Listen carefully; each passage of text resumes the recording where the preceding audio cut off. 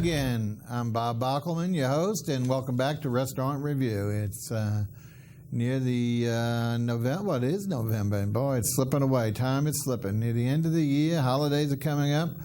What better time to dine out? If you've been waiting for the reason, what better reason than to attend your restaurants now during the holiday seasons? I know this economy is rough, but we have to have something to give us a little respite from the worries of the day. Anyway, enough of that philosophy. Today we have a great new restaurant and chef for you. We're always pleased on that.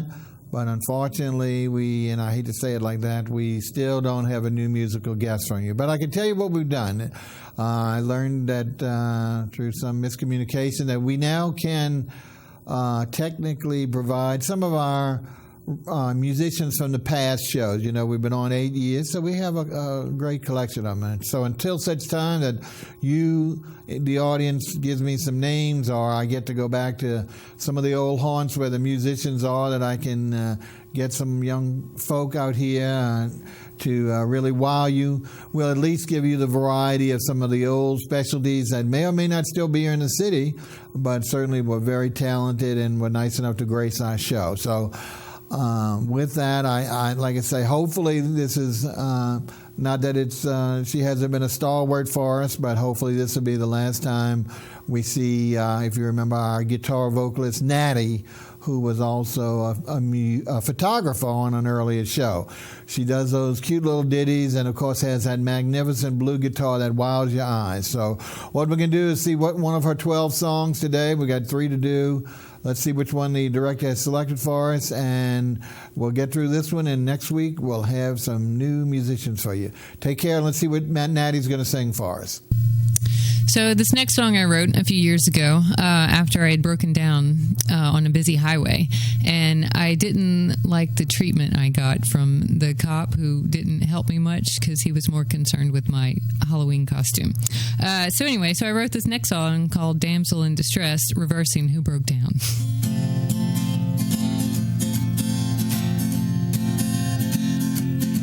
Well, it was Halloween day, and I was driving down the street.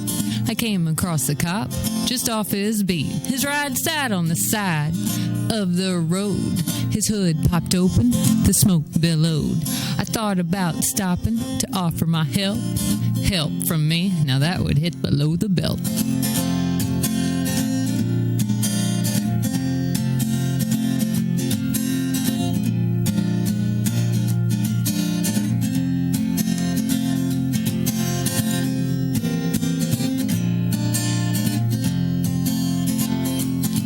Well, I came to my senses and I circled the block.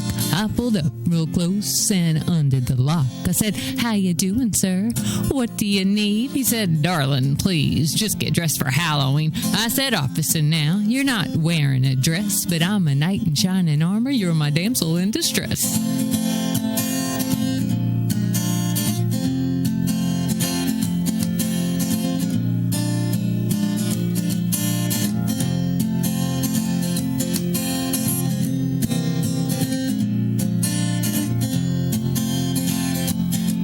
Well, now he didn't take too kindly to that. "It'll be all right," I said, and I gave him a little pat. "Go on, little missy, I've called for a tow." I looked at him and laughed. How little he knows. You see, I might be just a purty little lass, but it seems pretty clear, well, he just run out of gas.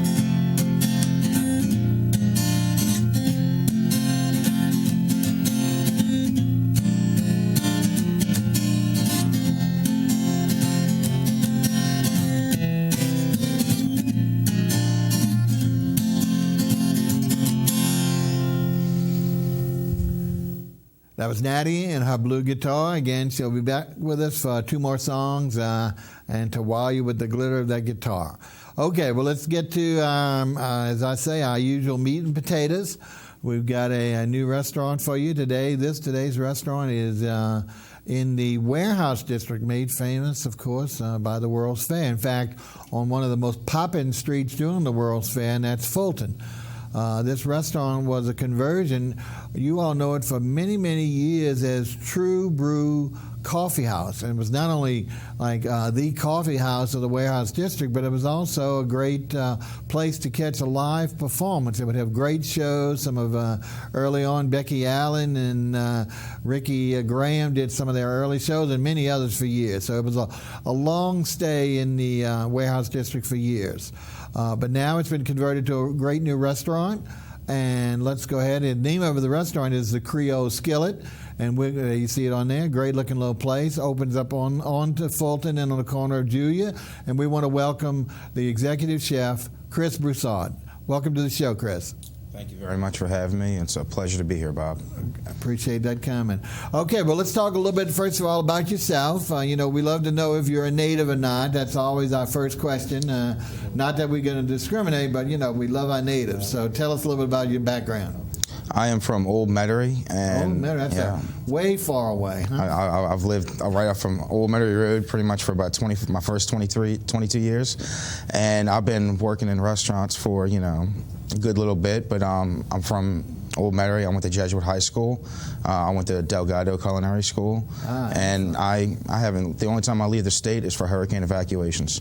So I've been here, Well, we share a lot in common. Even though my family was from originally uptown, when I was 2, we moved to Old Metairie, and I grew up there and commuted to Jesuit as well, because I went on to Tulane instead of going to culinary school. But Delgado is really fabulous today. It's turning out some of our best chefs in the city. In the early stages of the program, it was kind of looked down on. It was more like an industrial culinary school versus a real chef school, but we've had some great chefs. Some of them on our show, for those who remember, like Tommy Wolfe, who's gone on to tremendous things, and several others who have graduated. So it's really good to see that program has really blossomed in itself. And the lady who's in charge, who's a good friend, she has really done wonders with that. So we're glad to hear that you are a graduate of one of our local schools. Any other restaurants that you want to talk about that you've worked at, or you'd rather just jump into the one we're talking about today? Well, I've been working in restaurants since I've been 15 years old. So more than half of my life, I've been working in restaurants. And for the last 10 years, I've been working in kitchens. Okay. And I've worked at a whole bunch of places, but recently I worked at Sunray Grill, I worked at La Boca Restaurant, and I worked at Vega Tapas Cafe.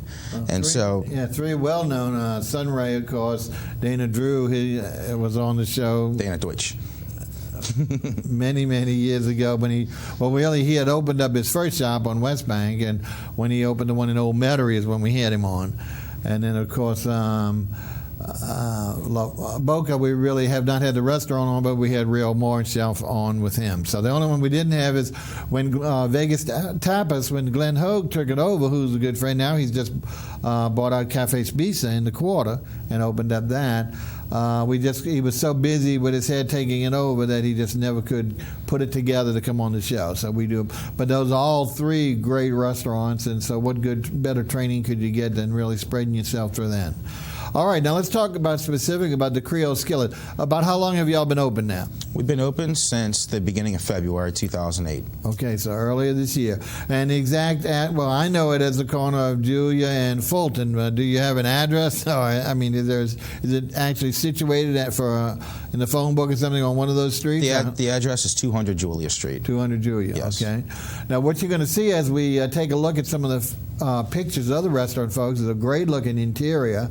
And some of it, there's a great look. That's a little nook and cranny there, but it's elevated and very much to look like the typical New Orleans scene, with the wrought iron, the fleur-de-lis on one side, a beautifully painted fresco. That's looking outside. If you notice, we're looking outside because what's great about this restaurant is everybody loves to eat al fresco, and there's numerous double doors in the restaurant, maybe about 6 or 8. And they all open onto Fulton, and of course there's tables out there for you to dine if you like as well. So really, really cool. About how many does your restaurant seat? We seat 80 people. How many, 80? 80, yes. 80, okay, Yes. great. And then let's talk particulars about your operation. You're open for lunch and dinner on certain days. So what days are you open on for lunch? For lunch, we're doing Tuesday through Friday, and that's 11 a.m. to 2:30 p.m. Okay. And we do dinner from Tuesday through Saturday, and that's from 5 p.m. till 9 o'clock. Whatever. Tuesday, Friday. Wednesday, and then Thursday, Friday, Saturday. We'll stay open till at least 10 o'clock. Yeah, depending on the crowd. And we also do a Sunday brunch. Okay, I was going to say, I know that's a new feature. We're going to talk about that a little later. But you're really only officially closed on Monday all day, and then Sunday evening you're dark. So okay, that's great. So you got lunch and dinner most days of the week, folks. Now, everybody, I know people are going to say, well, it's kind of hard to go down there because of parking. Well, obviously, anything in the evening after 5:30, you have no problem. There's ample street parking all over all the weekends, so you don't have that excuse. It's just maybe during the work day, if you would work far away, then maybe it would be a little bit of trouble to have to